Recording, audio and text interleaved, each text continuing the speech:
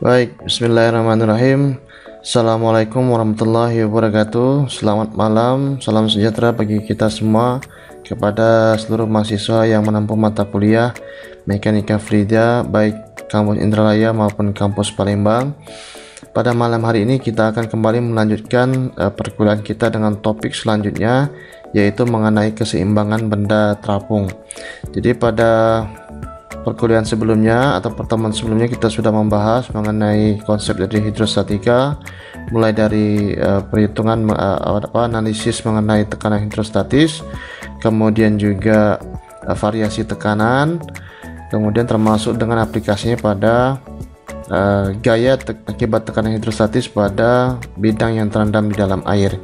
Nah, pada malam hari ini kita akan kembali membahas aplikasi dari tekanan hidrostatis, tapi kaitannya dengan masalah konsep dari gaya apung dan stabilitas dari benda yang terapung.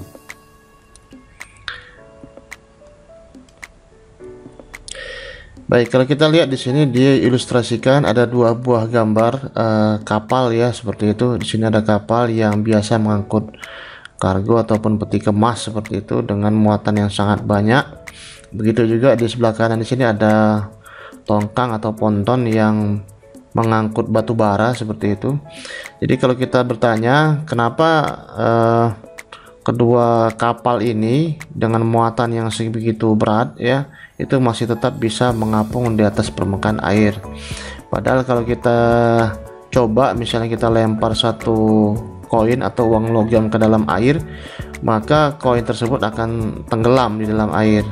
Padahal berat dari koin atau logam tadi jauh lebih ringan dibandingkan berat kapal ini. Nah, ini pertanyaan kita, kenapa kedua kapal dengan muatan seberat ini atau sebesar ini itu bisa tetap mengapung di atas permukaan air? Nah, jawabannya adalah karena adanya gaya apung. Jadi Archimedes itu mengemukakan bahwa setiap benda ya, ketika dia tenggelam di dalam cairan atau air, itu akan menggantikan suatu volume fluida atau cairan tadi atau air tadi terhadap volume dari objek itu sendiri. Jadi any object when immersed in a liquid will displace a volume of liquid equal to the object's own volume. Jadi kalau kita lihat di sini ada ilustrasi dua buah benda. Yang pertama adalah kapal, yang kedua adalah balok seperti itu. Nah, di sini gaya apung yang menyebabkan kapal itu bisa tetap mengapung disebut sebagai namanya adalah buoyant force atau gaya apung. Kemudian berat atau gaya berat itu dari kapal itu sendiri itu adalah gaya yang ke bawah arahnya vertikal dan cenderung untuk menenggelamkan dari kapal, sedangkan gaya apung itu gaya yang mengangkat atau uplift force. Nah, kalau misalnya gaya apung ya berat dari dan juga gaya apung itu sama besarnya ataupun gaya apung lebih besar dibandingkan dengan gaya beratnya, maka benda tersebut akan tetap mengapung. Jadi contohnya seperti ini, di kapal ini gaya apung sama dengan gaya berat dari kapal, maka kapal akan tetap mengapung di atas permukaan air. Nah, sebaliknya kalau gaya apung itu lebih kecil dibandingkan dengan gaya berat, maka benda akan tenggelam atau sinking. Nah, jadi ini sekali lagi sangat berkaitan dengan masalah bagaimana kita nanti menghitung tekanan hidrostatis kaitannya dengan gaya apung, sehingga kita bisa menganalisis apakah berat dari suatu benda itu dibandingkan gaya apung menyebabkan benda itu tetap mengapung atau tenggelam di dalam atau di permukaan air ya. Nah, kemudian lanjutan dari hukum Archimedes menunjukkan bahwa benda yang terapung atau terendam dalam zat cair akan mengalami gaya apung yang besarnya sama dengan berat zat cair yang dipindahkan benda tersebut. Jadi ini lanjutan dari pernyataan tadi bahwa kalau tadi benda yang terendam di dalam zat cair itu akan menggantikan volume dari zat cair sebesar volume dari benda yang tenggelam tadi. Nah, sekarang gaya apung, gaya yang mengangkat tadi, itu nilainya adalah sama dengan berat dari zat cair yang dipindahkan oleh benda tadi. Jadi kalau dia berat zat cair yang dipindahkan oleh benda, sehingga berat zat cair itu adalah berat spesifik dikalikan dengan volume. Jadi berat zat spesifiknya adalah berat zat spesifik dari air dikalikan dengan volume dari benda yang memindahkan zat cair tadi, jadi volume yang terendam. Jadi gaya apung F itu sama dengan gamma dari zat cair dikalikan dengan volume yang terendam. Nah, di sini kita ingat bahwa jika suatu benda, katakanlah misalnya benda seperti telur seperti itu ya, itu tenggelam di dalam air, dia akan menerima tekanan dari segala arah sebagai pernyataan dari hukum Pascal yang sebelumnya sudah pernah kita bahas. Nah, di sini kita ilustrasikan misal gaya yang bekerja pada benda tadi itu arahnya vertikal dan horizontal seperti ini. Nah, ingat bahwa tekanan hidrostatis itu variasinya tergantung pada kedalaman atau jarak terhadap permukaan air. Maka kalau di gaya horizontal Fx seperti ini karena kedalaman yang sama maka akan saling meniadakan. Nah, maka ada dua gaya yang harus kita perhitungkan. Yang pertama adalah gaya Fd, itu gaya yang cenderung menenggelamkan dari benda sebagai volume dari zat cair pada bidang A, B, C, D, E. Sedangkan Fu itu gaya yang cenderung mengangkat dengan bidang yang dibatasi oleh bidang A, B, C, D, G seperti itu ya. Nah, sehingga karena bidang dari A, B, C, D, E dan bidang dari A, B, C, D, G itu ada selisih kedalaman, maka di sini gaya apung itu akan cenderung lebih besar dibandingkan dengan gaya Fd. Sehingga gaya apung itu bisa dihitung sebagai selisih dari bidang A, B, C, D, G terhadap bidang A, B, C, D, E, sehingga volume dari bidang ini, volume dari benda ini dikalikan dengan berat spesifiknya, itu adalah kita sebut namanya adalah gaya apung. Maka gaya apung bisa dirumuskan sebagai Fb sama dengan Fu dikurang Fd sama dengan gamma dikali V, dengan gamma adalah berat spesifik dari zat cair dan volume V atau volume dari benda yang dipindahkan, volume dari zat cair yang dipindahkan oleh benda ini gitu. Nah, kemudian di sini ilustrasi dari suatu objek. Sekarang kita mau menghitung gaya apungnya. Di sini ada satu balok lah seperti itu ya. Kemudian kita lihat di sini tadi ada dua gaya yang kita perhitungkan. Yang pertama adalah gaya berat Fg yang bekerja pada titik pusat berat G. Kemudian gaya Fv yang bekerja pada titik pusat berat B. Bedanya kalau titik Fg itu memperhitungkan seluruh bagian balok, sedangkan titik B itu adalah pusat berat daripada bidang yang terendam saja di sini. Kemudian kedalaman dari bidang yang terendam itu kita sebut sebagai namanya adalah kedalaman draft atau syarat dengan notasi D. Nah, jika gaya apung besar daripada gaya berat maka benda akan mengapung, dan jika gaya apung sama dengan gaya berat maka benda akan melayang ya. Sebenarnya ini juga mengapung dan melayang sama ya. Bedanya kalau mengapung itu ada sebagian masih di permukaan air, sedangkan melayang itu semuanya terendam di dalam air tapi dia masih tidak tenggelam seperti itu. Kemudian gaya apung kurang dari gaya berat itu besar sama dengan benda yang tenggelam. Nah, kemudian gaya apung dalam kasus kita di sini, ilustrasi di sini berarti dia adalah gaya ya yang dihasilkan dari berat zat cair yang dipindahkan, yaitu gamma air dikalikan dengan volume yang terendam ini. Nah, jadi kalau misalnya balok ini ada bidang panjang yang masuk ke dalam layar kita ini, kemudian lebarnya ada dari titik sini sampai di sini dan kedalaman draftnya, maka Fb itu dirumuskan sebagai gamma dikali volume, di mana gamma dikali L dikali B dikali D. D adalah kedalaman draftnya di sini seperti itu. Nah, ini contoh soal, misalnya ada satu balok ponton dengan lebar 12 meter ya, panjang 12 meter, lebar 6 meter. Kemudian kedalaman draftnya 1,5 meter dengan kedalaman total ponton adalah 3 meter. Kemudian di sini massa jenisnya dianggap 1000 kg per meter kubik untuk air tawar. Kita diminta untuk menghitung berat balok ponton, kemudian draft apabila berada di air laut dengan massa jenis yang lebih besar yaitu 1025 kg per meter kubik.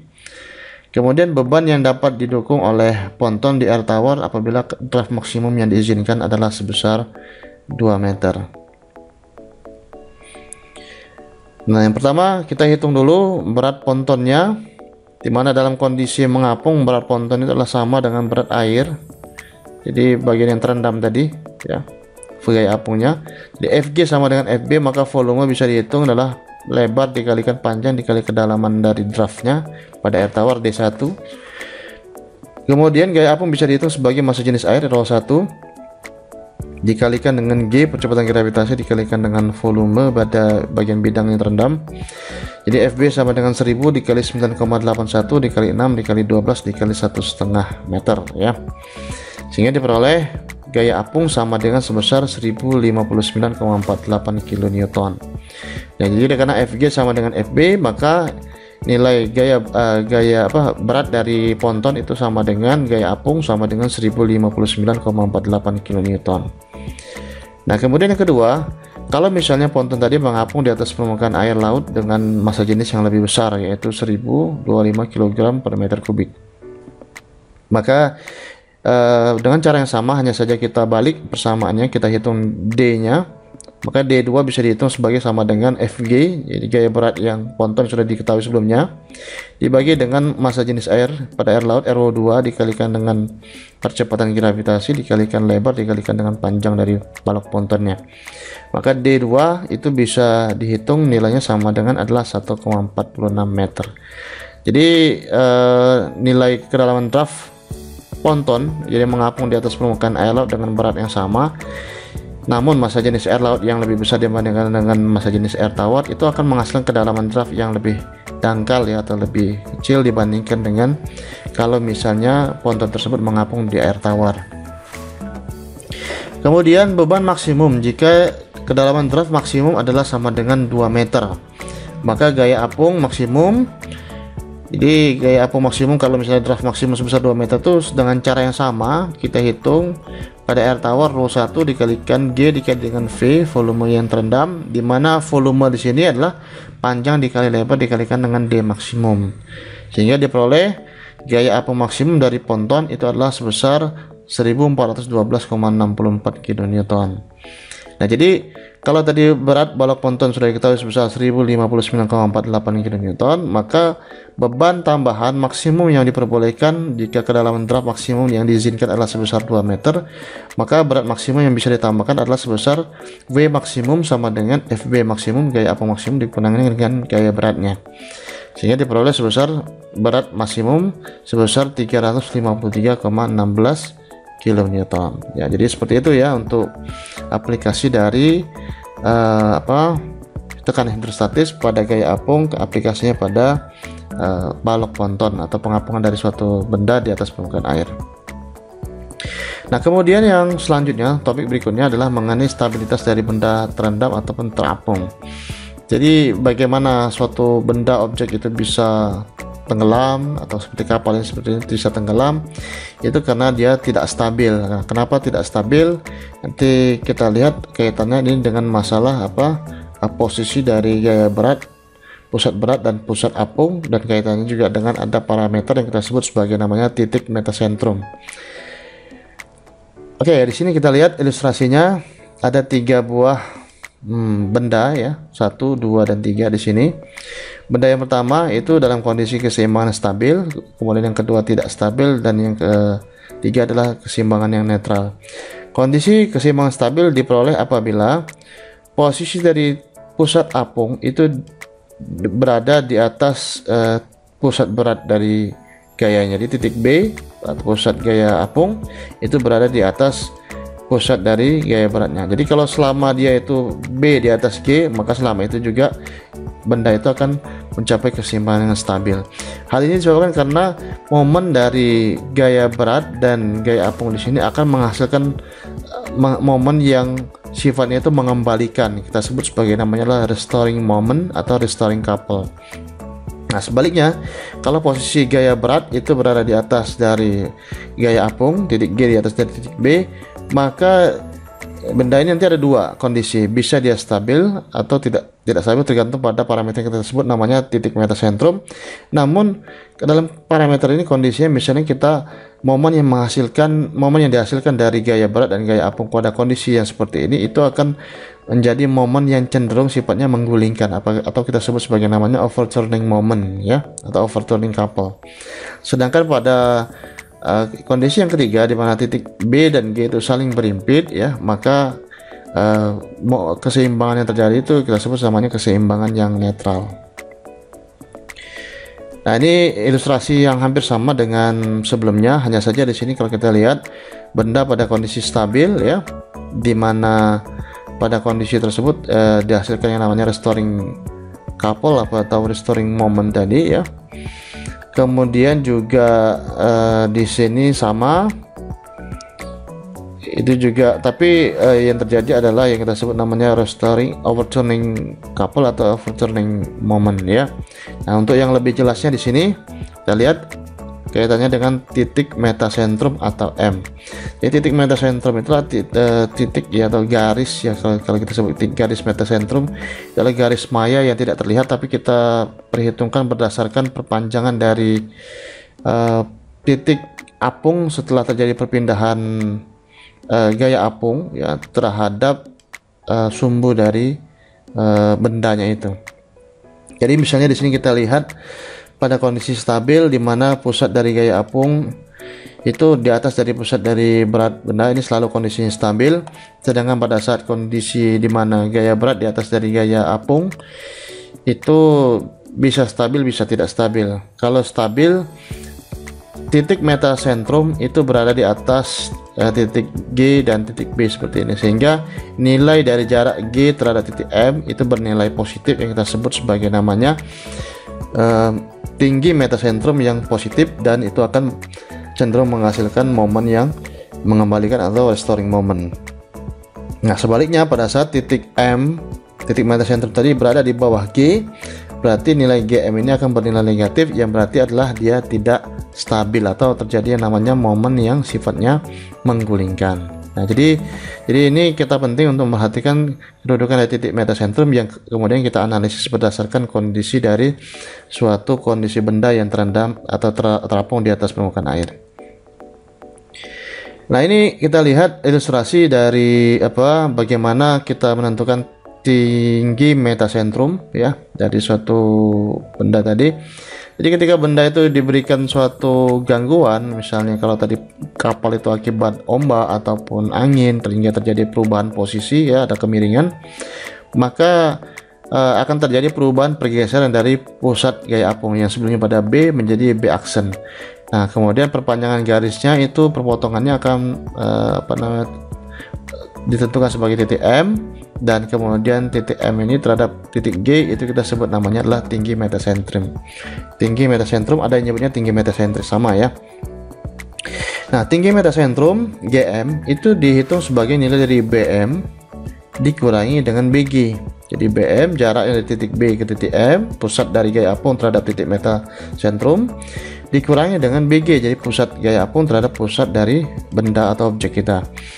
Sedangkan GM itu sendiri dihitung sebagai nilai dari, atau BM itu dihitung sebagai nilai dari I0 dibagi dengan volume. Jadi I0 adalah momen inersia terhadap pusat berat dibagi dengan volume bidang yang terendam. Jadi GM dihitung sama dengan I0 dibagi dengan volume, yaitu senilai dari BM dikurangi dengan nilai dari BG.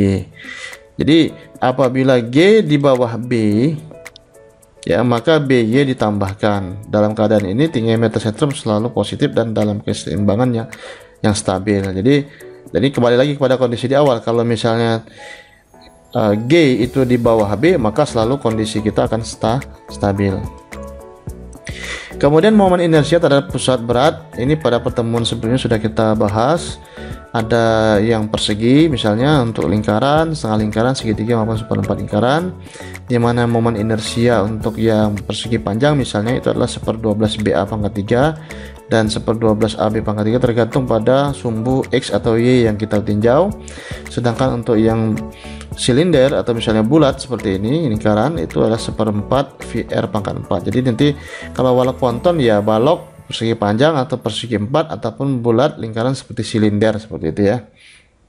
Sedangkan yang lainnya ini sudah pernah kita bahas pada pertemuan sebelumnya. Nah, kemudian contoh soal untuk stabilitas dari benda terapung, kita akan masih menggunakan soal yang sama seperti sebelumnya, menggunakan balok ponton yang sama ukurannya.